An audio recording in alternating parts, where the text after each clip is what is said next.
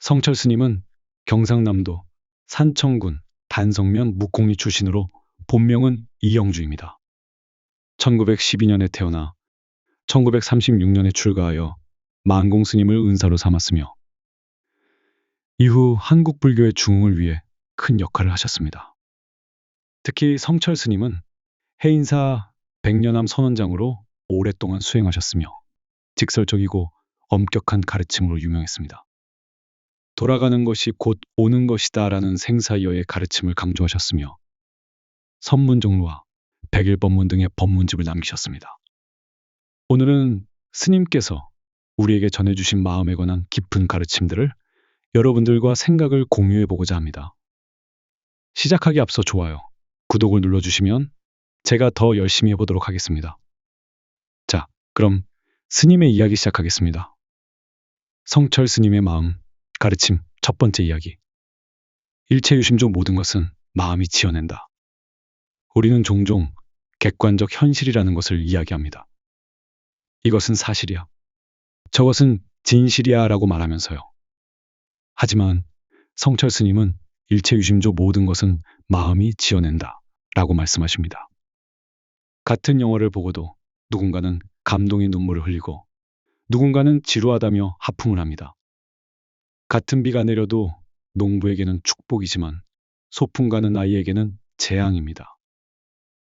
같은 사건도 각자의 마음에 따라 전혀 다른 경험이 됩니다. 한 젊은이가 성철 스님을 찾아와 말했습니다. 스님, 세상이 너무 험악하고 사람들이 너무 이기적입니다. 어떻게 살아야 할까요? 스님은 잠시 그를 바라보더니 말했습니다. 내 마음을 바꾸면 세상도 바뀐다. 젊은이는 고개를 갸우뚱했습니다. 제 마음이 바뀐다고 세상이 어떻게 바뀌죠? 스님이 미소를 지으며 말했습니다. 해가 뜨면 꽃은 피고 달이 뜨면 물이 빛난다. 내 마음에 자비가 있으면 세상은 자비로운 곳이 되고 내 마음에 분노가 있으면 세상은 분노로 가득한 곳이 된다. 현대 심리학에서도 인지적 재구성이라는 기법을 통해 상황 자체보다 그것을 어떻게 해석하는지가 우리의 감정과 행동에 더 큰 영향을 미친다고 설명합니다. 인터넷의 악성 댓글, 일터의 스트레스, 관계의 갈등. 이 모든 것들이 우리의 마음을 어지럽힙니다. 하지만 성철 스님은 이 모든 것이 궁극적으로는 우리 마음에서 비롯되었다고 말씀하십니다.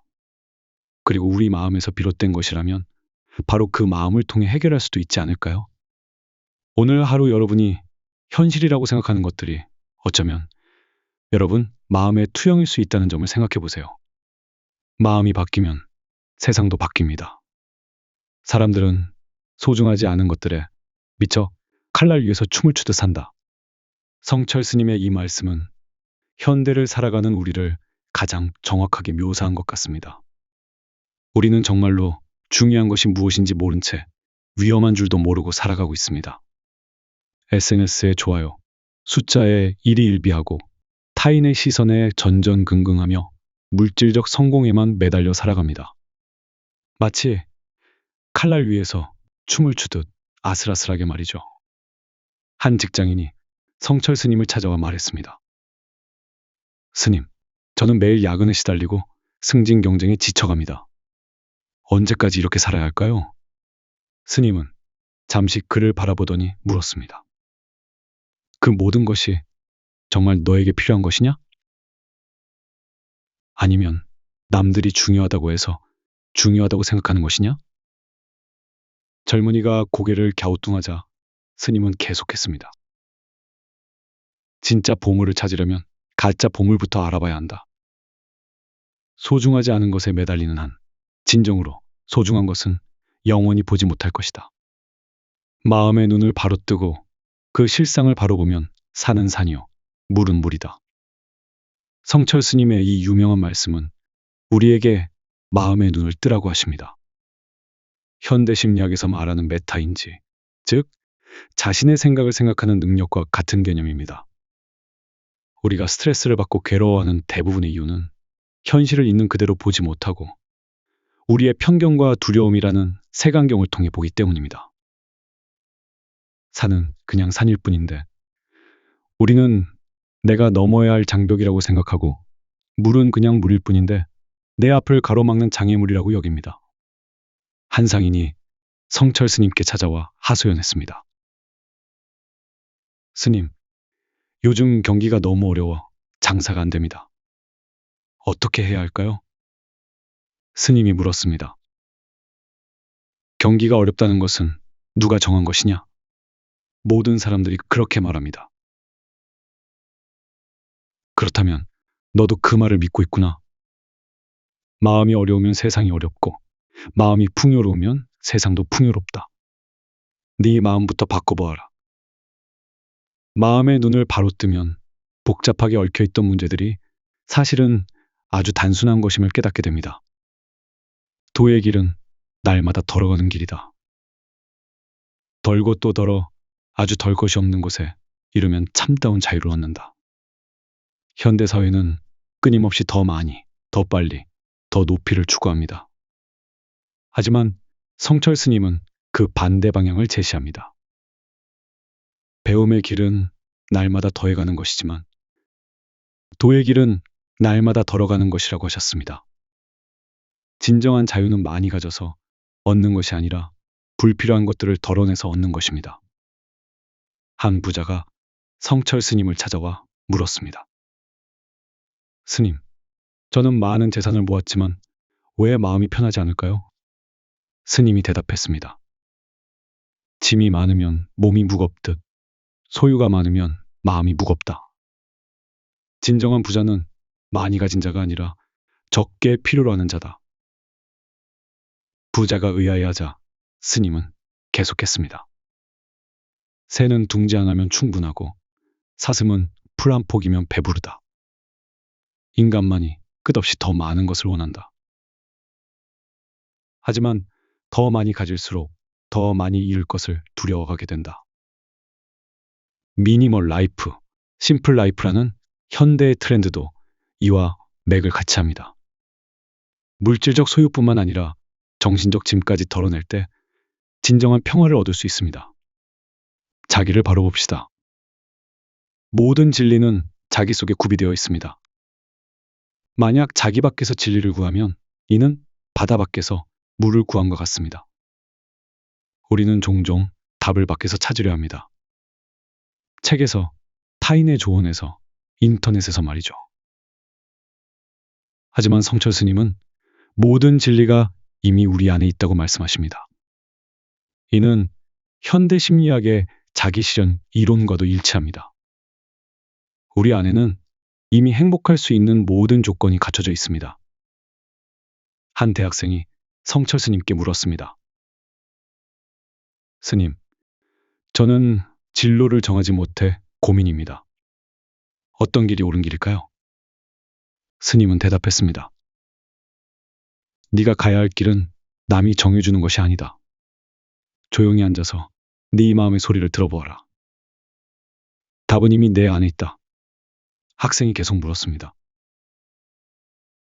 하지만 제 안에는 아무것도 보이지 않습니다. 스님이 미소 지으며 말했습니다. 그것은 너무 많은 소음 때문이다. 남들의 기대, 사회의 압력, 물질적 욕구. 이런 소음들이 네 마음의 목소리를 가리고 있을 뿐이다. 그것들을 하나씩 덜어내다 보면 너의 진짜 목소리가 들릴 것이다. 대나무가 가늘고 길면서도 모진 바람에 꺾이지 않은 것은 속이 비었고 마디가 있기 때문이다. 대나무의 비유를 통해 성철 스님은 진정한 강함이 무엇인지 가르쳐 주십니다. 속이 비었다는 것은 겸손함을, 마디가 있다는 것은 원칙과 절제를 의미합니다. 현대사회에서 진정한 리더십의 핵심 요소들입니다. 한 기업가가 성철 스님을 찾아와 말했습니다. 스님, 제가 사업을 할 때는 자신감이 넘쳤는데 성공하고 나니 오히려 불안합니다. 왜 그럴까요? 스님이 물었습니다. 성공했다고 생각하는 마음이 자만심이 되지 않았느냐? 그럴 수도 있겠습니다. 꽉 찬 그릇에는 더 이상 물을 담을 수 없다. 마음이 자만으로 가득 차면 새로운 것을 배울 수 없고 변화에 적응할 수도 없다. 항상 비워두어라. 그래야 언제든 새로운 것을 받아들일 수 있다. 오만함과 자만심으로 꽉 찬 사람은 작은 충격에도 쉽게 무너지지만 비어있는 마음으로 원칙을 지키는 사람은 어떤 시련도 견딜 수 있습니다. 실행 없는 말은 1000번 1000번 해도 소용없다. 참으로 아는 사람은 말이 없는 법이다. 소셜미디어 시대를 살아가는 현대인들에게 특히 깊이 새겨들어야 할 말씀입니다. 우리는 말은 많이 하지만 실천은 부족한 시대를 살고 있습니다. 인스타그램에 운동 사진은 올리지만 정작 꾸준한 운동은 하지 않고 독서에 대한 포스팅은 많이 하지만 실제로는 책을 깊이 읽지 않습니다. 성철 스님은 진정한 지혜는 말이 아닌 행동으로 드러난다고 하셨습니다. 어느 날 한 젊은 수행자가 성철 스님에게 와서 자신의 깨달음에 대해 장황하게 설명했습니다. 한참을 떠들고 난 후 그는 스님의 평가를 기대했습니다. 스님은 그저 빗자루를 들어 마당을 쓸기 시작했습니다. 젊은 수행자가 어리둥절해하자 옆에 있던 노수행자가 귓속말로 말했습니다. 스님은 방금 너에게 가장 중요한 가르침을 주셨다. 말보다 행동이 중요하다는 것을.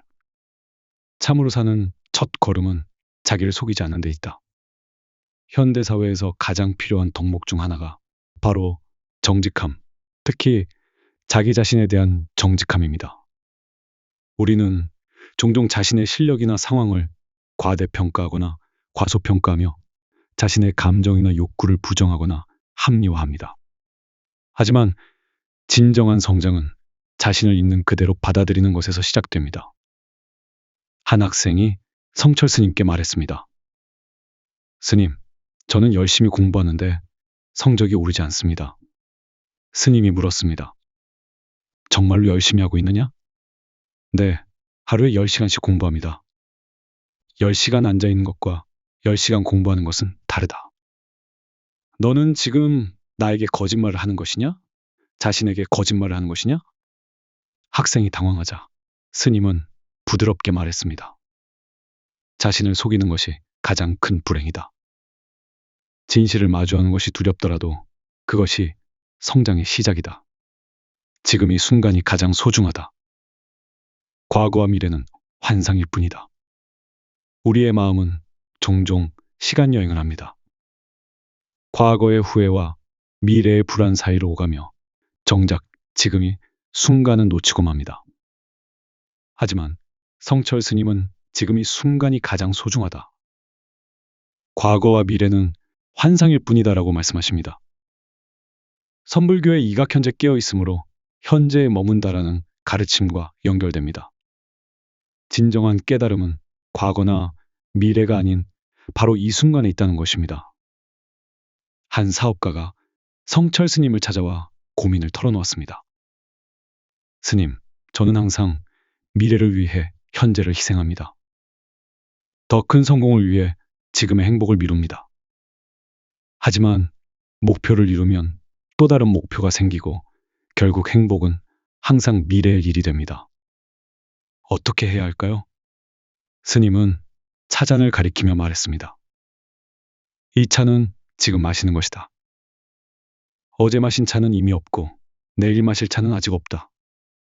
오직 지금이 순간의 차만이 실제한다. 사업가가 다시 물었습니다. 하지만 미래를 준비하지 않으면 어떻게 됩니까?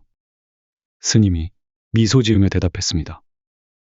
미래를 준비하는 것도 지금 이 순간에 하는 것이다.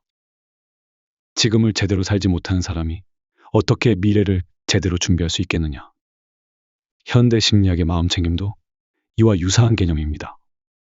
과거나 미래의 마음을 빼앗기지 않고 지금 이 순간에 온전히 집중하는 것이 정신적 건강과 행복의 핵심이라는 것입니다. 다들 너무 걱정하지 마라. 성철 스님의 유명한 걱정에 대한 가르침입니다. 걱정할 거면 딱 2가지만 걱정해라. 지금 아픈가? 안 아픈가? 안 아프면 걱정하지 말고 아프면 2가지만 걱정해라. 나을 병인가? 안 나을 병인가? 나을 병이면 걱정하지 말고 안 나을 병이면 두 가지만 걱정해라. 죽을 병인가? 안 죽을 병인가? 안 죽을 병이면 걱정하지 말고 죽을 병이면 두 가지만 걱정해라. 천국에 갈 것인가? 지옥에 갈 것인가? 천국에 갈 것 같으면 걱정하지 말고 지옥 갈 사람이 무슨 걱정이냐? 이 가르침의 핵심은 우리가 걱정하는 대부분의 것들이 실제로는 걱정할 필요가 없다는 것입니다. 논리적으로 따져보면 걱정 자체가 무의미함을 깨닫게 됩니다. 한 주부가 성철 스님을 찾아와 하소연했습니다. 스님, 저는 아이들 교육비, 남편 직장, 시댁 문제, 온갖 걱정이 너무 많습니다. 스님이 물었습니다. 그 걱정들이 실제로 일어났느냐? 아직은 아니지만 아직 일어나지도 않은 일을 걱정하느냐? 그럼 내일 지구가 멸망할까봐 걱정하는 것과 무엇이 다르냐? 주부가 당황하자 스님은 계속했습니다. 걱정은 현재의 평화를 미래의 불안으로 바꾸는 어리석은 짓이다. 지금 할 수 있는 일을 하고 나머지는 내려놓아라. 잃어버린 건강은 음식으로, 잃어버린 재산은 금연검소로 회복할 수 있지만 잃어버린 시간은 회복할 수 없다. 시간의 소중함에 대한 성철 스님의 가르침입니다. 현대인들이 가장 소홀히 하기 쉬운 것이 바로 시간 관리입니다. 스마트폰을 무의미하게 들여다보고 의미 없는 걱정에 시간을 허비하고 중요하지 않은 일들에 매달리며 정작 소중한 시간을 낭비합니다. 한 젊은 직장인이 성철 스님께 물었습니다. 스님, 저는 매일 바쁘게 살고 있는데 왜 성취감이 없을까요? 스님이 대답했습니다.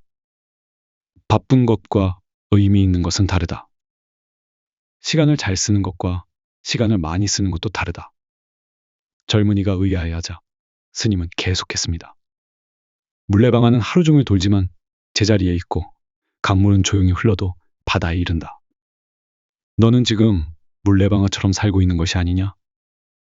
밥은 죽지 않을 정도로만 먹고 옷은 살이 보이지 않을 정도면 되고 공부는 밤을 새워서 하라. 성철 스님의 실용적인 삶의 지혜입니다. 물질적 욕구는 최소한으로 줄이되 정신적 성장을 위해서는 최대한의 노력을 기울이란 뜻입니다. 현대의 과소비 사회에서 꼭 필요한 가르침입니다. 진정한 풍요로움은 많이 가지는 것이 아니라 적게 필요로 하는 것에서 나옵니다. 한 대학생이 성철 스님께 물었습니다. 스님, 친구들은 모두 명품을 사고 비싼 것들을 사는데 저만 초라해 보입니다. 스님이 물었습니다. 그 물건들이 너를 더 똑똑하게 만들어주느냐? 그런 건 아니지만 그럼 너를 더 건강하게 만들어주느냐? 아닙니다. 그럼 너를 더 행복하게 만들어주느냐? 학생이 잠시 생각한 후 말했습니다. 잠깐은 기분이 좋지만 곧 또 다른 것이 갖고 싶어집니다. 스님이 미소 지으며 말했습니다. 그것이 바로 답이다. 진정한 만족은 가지는 것에서 오는 것이 아니라 필요로 하지 않는 것에서 온다. 생이란 구름 한 점 일어나며 죽음이란 구름 한 점 흩어짐이니 있거나 없거나 즐겁게 사세. 웃지 않고 사는 이는 바보라네. 삶과 죽음에 대한 성철 스님의 깊은 통찰입니다. 죽음에 대한 두려움을 극복하고 삶을 긍정적으로 바라보라는 가르침입니다. 삶과 죽음을 자연스러운 현상으로 받아들일 때 오히려 현재의 삶을 더욱 소중히 여기고 즐겁게 살 수 있습니다. 한 노인이 성철 스님을 찾아와 걱정을 털어놓았습니다. 스님, 저는 죽음이 두렵습니다. 어떻게 하면 이 두려움을 극복할 수 있을까요? 스님은 물었습니다. 죽기 전에 내가 가장 후회할 일은 무엇이겠느냐? 노인은 잠시 생각한 후 대답했습니다. 아마도 정말로 살고 싶었던 대로 살지 못한 것입니다. 스님이 미소 지며 말했습니다. 그렇다면 지금이라도 그렇게 살아보게. 그것이 죽음의 두려움을 극복하는 길이다. 구름이 생겼다가 사라지는 것을 두려워하는 사람이 있느냐? 삶도 마찬가지다. 자기의 과오만 항상 반성하여 고쳐나가고 다른 사람의 시비는 절대로 말하지 않아야 한다. 타인을 비판하기보다는 자신을 성찰하라는 가르침입니다. 현대사회의 온라인 공간에서 벌어지는 무분별한 비난과 비판 문화에 대한 해독제 같은 말씀입니다. 다른 사람의 잘못을 지적하는 것은 쉽지만 자신의 부족함을 인정하고 개선하는 것은 어렵습니다. 하지만 진정한 성장은 후자에서만 가능합니다. 한 직장인이 성철 스님께 불평했습니다. 스님, 우리 회사 동료들은 모두 이기적이고 무능합니다. 어떻게 해야 할까요? 스님이 물었습니다. 그들의 문제점을 찾는데 하루에 몇 시간을 쓰느냐? 꽤 많이 생각합니다. 그 시간에 내 자신을 돌아보면 어떨까?